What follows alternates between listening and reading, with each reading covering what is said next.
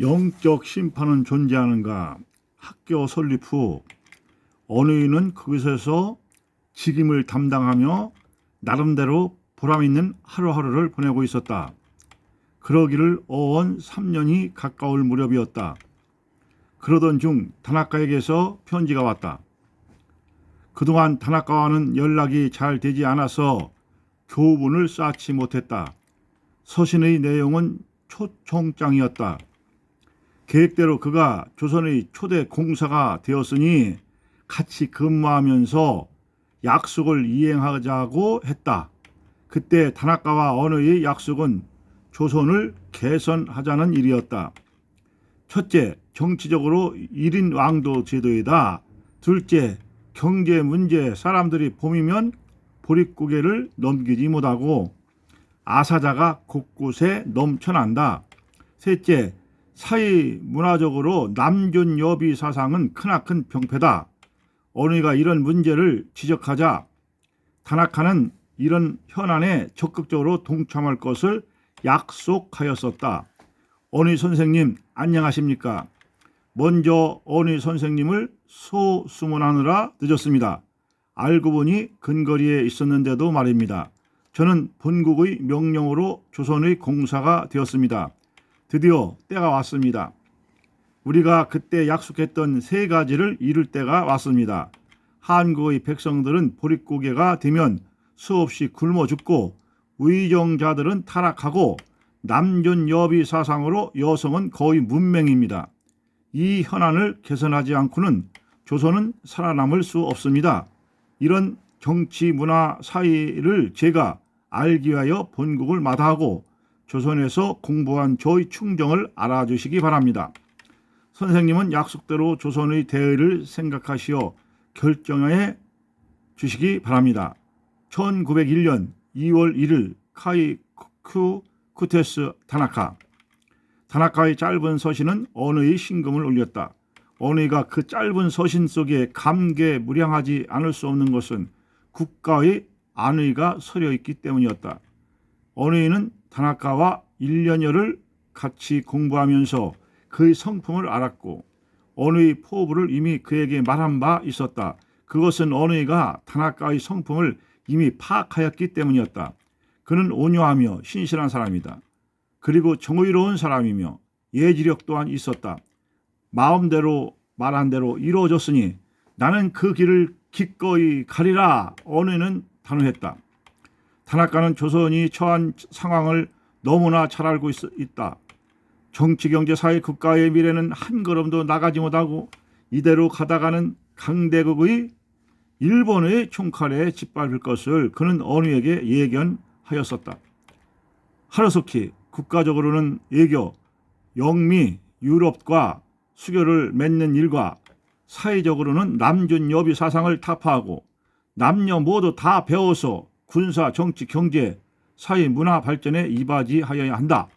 언의와 다나카는 이미 자기의 의견을 이렇게 피력하였었다. 이제 일본에서는 조선의 정치, 경제, 사회, 문화를 발전시켜 선진국을 만들어 주겠단다.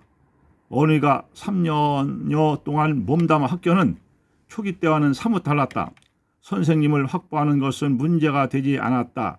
영어며 한문이며 조선어며 배운 사람들이 사이에 쏟아져 나왔다. 언의가 퇴임을 한다고 해도 학교 운영에는 아무런 지장이 없을 정도로 기반이 잡혔다.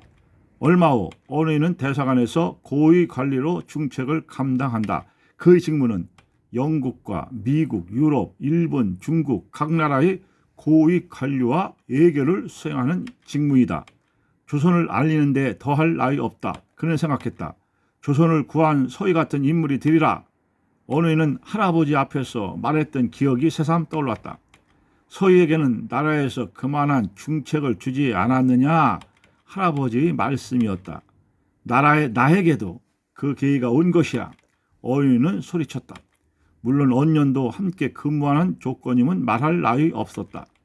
언의가 공사관에서 영미 구라파에 조선을 알리고 정치, 경제, 군사적 지원을 요청하는 데에 힘을 쏟고 있기를 반년 남짓되었을 때부터 일본의 야욕은 서서히 드러나기 시작하였다.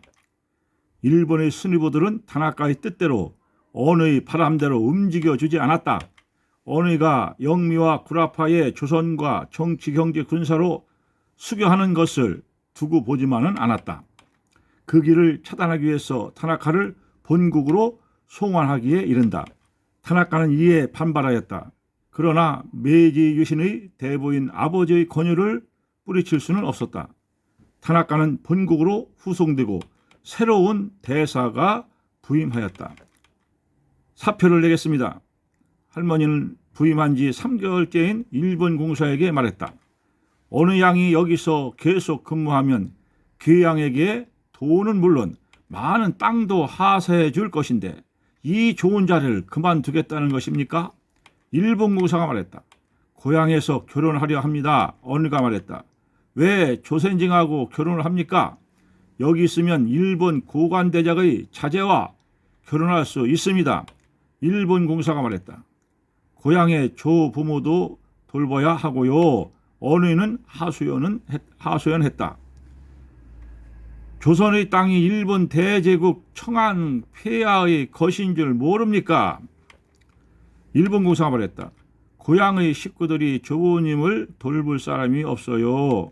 어느가 말했다. 그거야 돈을 보내드려서 사람을 사서 돌보면 되는 일이 아닙니까? 일본 공사가 말했다. 그래도 제가 직접 돌봐야 합니다. 어느가 말했다. 만약 그렇다면 어느의 집과 재산, 식구들을 일본 정부가 책임을 질 수 없습니다. 일본 공사는 이제는 달래다가 안 되니까 협박조의 발언까지 한다. 조 부모님과 어머니께 은혜를 너무 많이 받아서 어느는 말꼬리를 흐리고 눈물을 뚝뚝 흘렸다. 원래 조부모님과 부모는 자식에게 은혜를 베풀게 되어 있습니다. 일본 공사가 말했다. 어느는 일본 공사 앞에서 속마음을 털어놓을 수 없는 것이 안타까웠다. 어느는 일본이 강제로 조선을 점유하고 억압하고 침탈하려는 야욕을 파악한 이상 더 이상 직무를 수행할 수 없었다.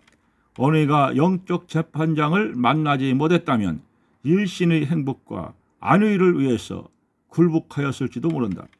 자기 민족의 해를 가하는 적국에 동조할지도 모를 일이었다.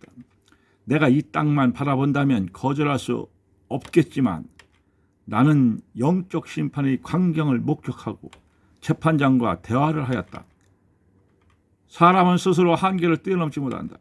환경에 역선하면 망한다. 순천자는 흥하고 역천자는 망이라 했다. 일본 제국을 돕는 것은 역천이다. 어느는 영적 심판을 안다. 나라가 어려우면 어려운 대로 그 환경에서 최선을 다하는 것이 순천이다. 순천자는 이 땅에서 망하는 것 같지만 하늘에서 흥한다.